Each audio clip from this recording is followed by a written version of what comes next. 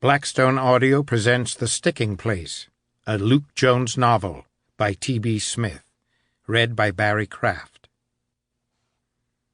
For Ben Lamoli, the teacher that mattered, and, as with all things, for Miranda, my bridge to forever. But screw your courage to the sticking place, and will not fail. Lady Macbeth exhorting her husband to murder the King of Scotland. Macbeth, Act 1, Scene 7. 1. San Diego, summer 1978. Philip McGrath was on his way to kill somebody. He turned toward a home at the end of a quiet cul-de-sac where rusted children's toys lay scattered in a puddle of oil in the driveway. A dusty motor-home rested near the stained stucco of the house, and a basketball hoop drooped over the crumbling asphalt. The Toyota truck rolled to a stop beneath a tangle of power lines. Sweat dripped down McGrath's neck, under his armpits, and along the sides of his protruding belly as he hobbled toward the door. He slid the key from under the welcome mat and eased his way inside. A huge German shepherd stood in the entryway, his tail thumping against the door frame.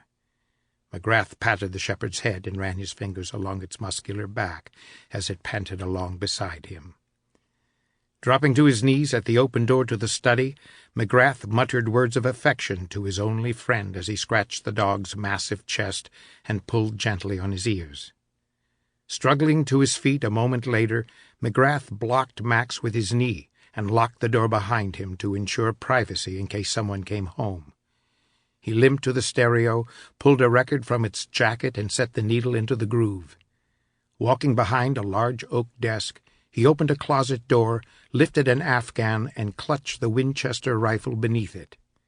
Sinking backward into a heavy chair, he pushed against the floor with his feet and scooted toward the middle of the room.